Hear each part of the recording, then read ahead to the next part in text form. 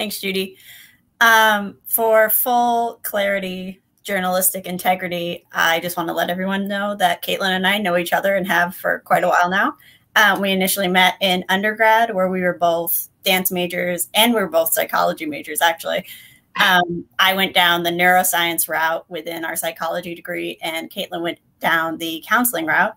And Caitlin also got a certification in dance and medicine, which is a program offered at the University of Florida and elsewhere. And then she went on to get her MA in clinical mental counseling with a specialization in dance movement therapy, which is one of the expressive therapies we're going to be talking about today. So to start off really broadly, I just want to introduce the idea of what expressive therapies even are, what we're talking about. When we talk about expressive arts therapy specifically, and Caitlin, if you could enlighten us on that front, that would be great. Yeah, absolutely. So if to give more of a textbook definition, expressive therapies are using creative practices either as a form of or incorporated into forms of traditional therapy.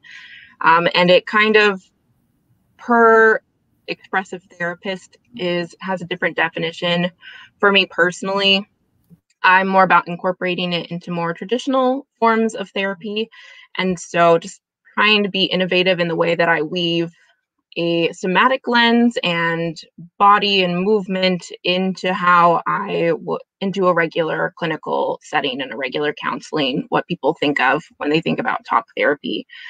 As far as expressive therapies, that is an umbrella term that you have different modalities. So there's music therapy, art therapy, dance therapy, drama therapy, all sorts of different things. And there's also what they call expressive art therapy, which is more intermodal, and they kind of weave in and out, and it's not necessarily one specialization, but instead they can kind of go in back and forth and in between.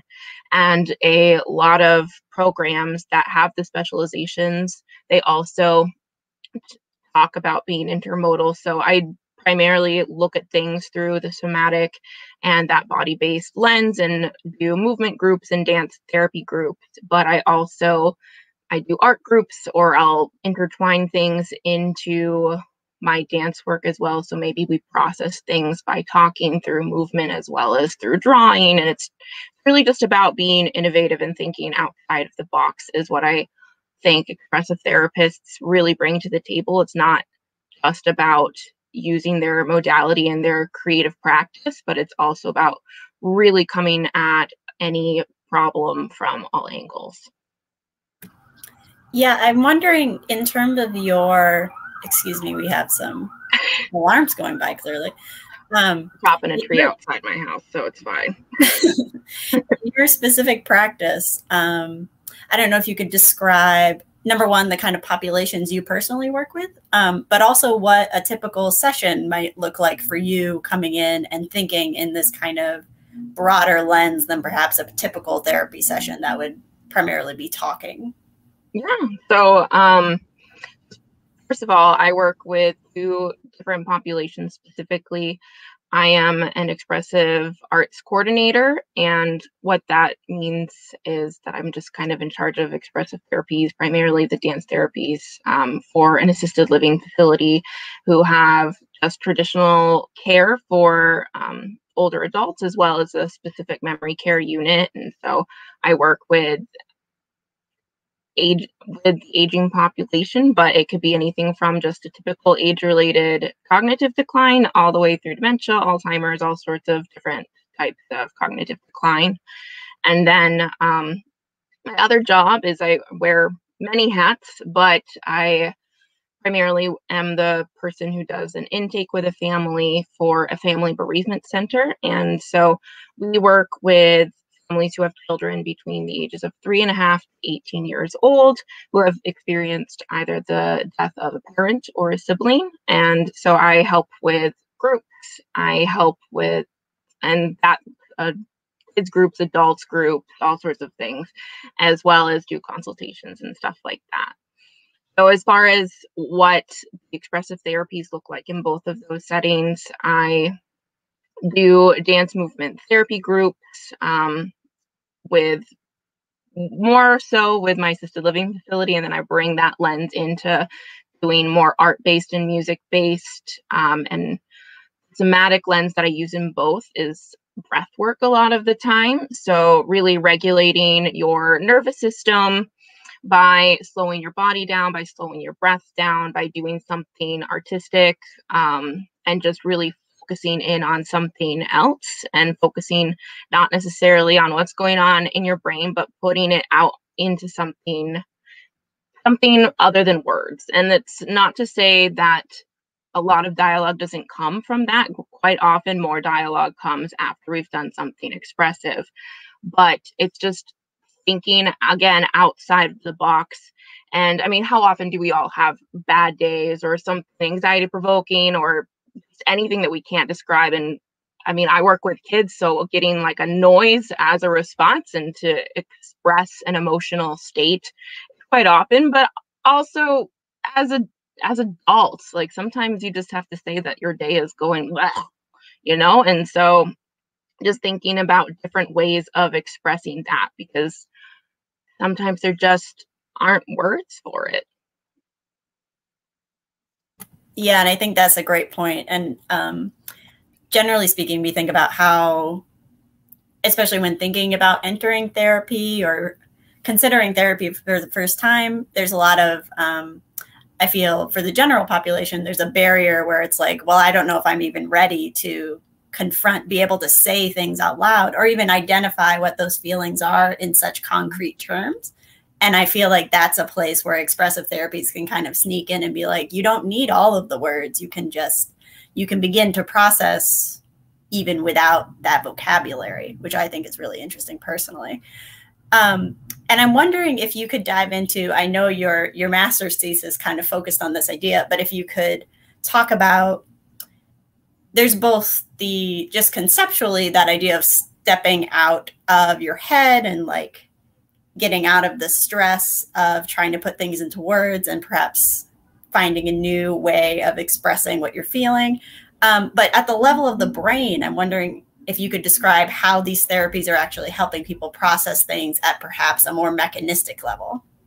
Yeah, totally. So one of the things that I talked about in my thesis was I was doing a lot of work with older adults at that point. So something along the lines of cognitive decline. When you're doing exercise or movement-based things, typically it's more rigorous, but like movement and exercise in general actually increases a production of a chemical in the brain called BDNF, which is brain-derived neurotrophic factor. Whew, it's been a minute since I've thought about that, but it's a chemical in the hippocampus that actually it helps with learning new things and retrieving memories and recall and just remembering things in general. And so exercise increases that production of it. And so that can help with synaptic firing, so making those connections. And it helps with the working memory as well. So thinking about it in that population of older adults where the working memory is more or less decreasing in its ability to function, and that recall ability is getting harder and harder. What that actually is, that recall ability, is those synapses having trouble firing in different parts of the brain, and that your episodic memory can't retrieve things, and that your short-term memory and your working memory can't retrieve things even if they've just heard it.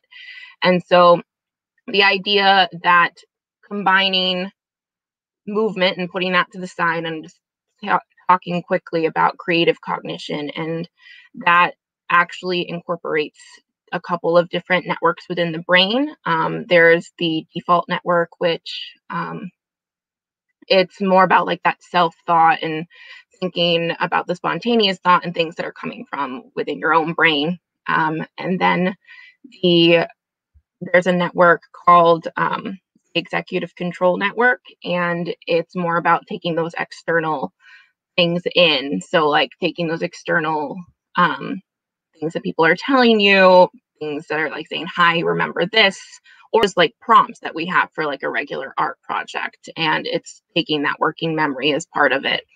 And creative cognition actually combines both of those networks so that you're taking your environment in and then producing something out that is of yourself.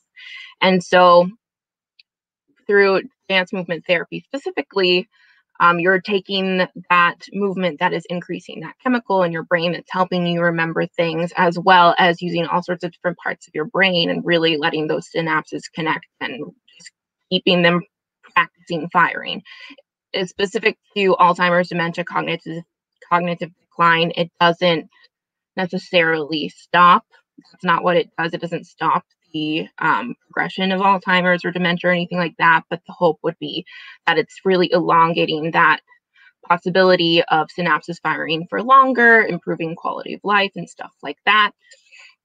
And then as far as other things that I do with that somatic lens specifically, which I do with kids, adults all over, is that idea of self-regulation and calming your body down and getting away from that fight or flight part of your nervous system and instead getting into that down regulation where you're really just slowing your breath down, you're slowing your heart rate down, you're slowing your body, and you're regulating your nervous system just by taking deeper breaths in. Those are just a couple of examples about how it gets neuroscience-y. Yeah, definitely. In that respect, here on the live stream, we've been talking a lot about mental health hygiene, the idea of self-care, and how that can be helpful in maintaining mental health through time. So I was wondering, in terms of expressive arts broadly, if there are certain practices that you could recommend people try at home, especially in terms of that kind of regulating your emotions that you were just talking about. Yeah, absolutely.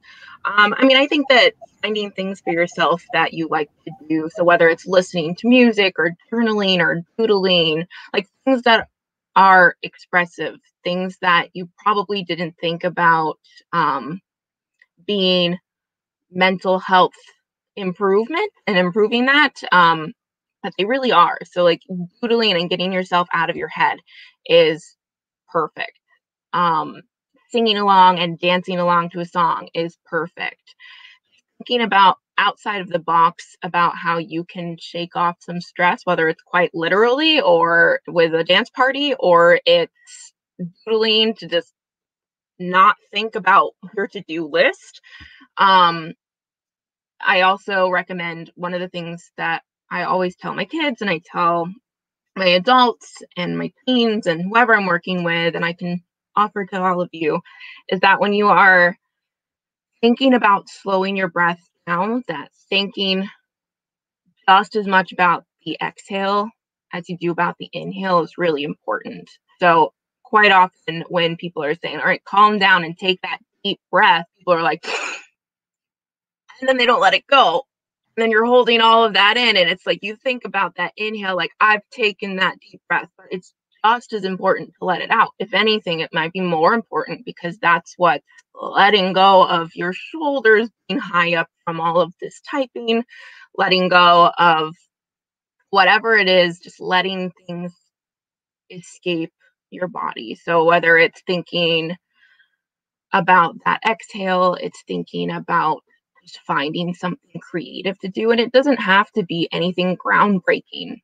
It doesn't have to, you don't have to, people tell me this all the time, like, I'm no artist, I can't do that. Like, I'm not a dancer. And it's like, that's not what I'm asking you to do. That's not what expressive therapists are asking you to do. They're asking you to get out of your comfort zone because they want you to get out of your head.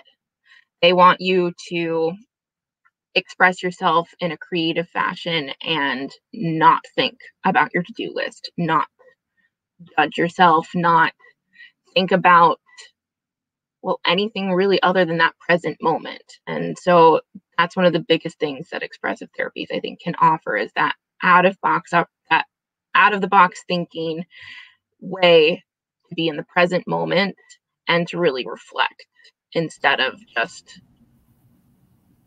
I don't know, being in your head, which I think I am all the time. And I think a lot of people are all the time. So just getting out of it. Yeah. And I imagine that initial entry into the therapy might be difficult for people because they are coming from a dancer's perspective, that idea of stepping into a space where you're expected to do a certain amount of performing, even though it's not really performing. But it's this different way of engaging your creativity without judgment.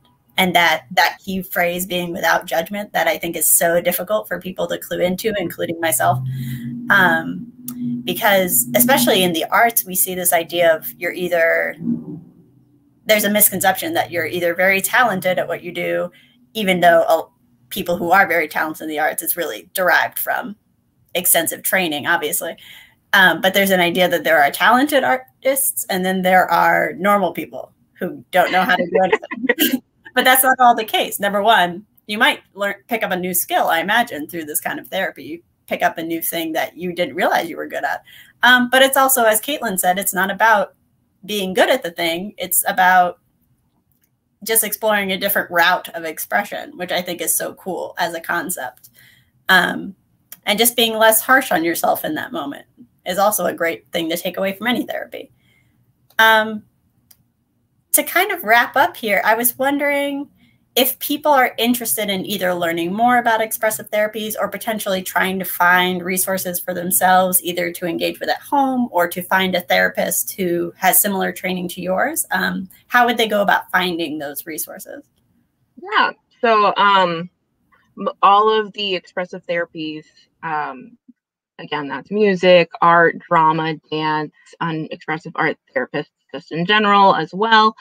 They all have their own organizations. So, for example, the dance therapy one is ADTA, so the American Dance Therapy Association. And there's all sorts of resources. They tend to have like a directory, more or less, where you can look up people in your area, people in your state, and chances are, if you're reaching out to those organizations or you're reaching out to people that they recommend, they also know people even more broadly in the network. So it's an ever expanding field, and we're slowly getting more and more recognition at the expressive therapies in general. But because of that, just reaching out to and looking and exploring those web pages and kind of just going from there, because chances are you're going to get connected with an expressive therapist, specialty, not specialty, who is just eager to expand their network and expand your network. So if they aren't the right match for you, chances are they've got someone from their cohort, someone from their program, someone else that they know through other meetings that would probably be a good match. Awesome. Well,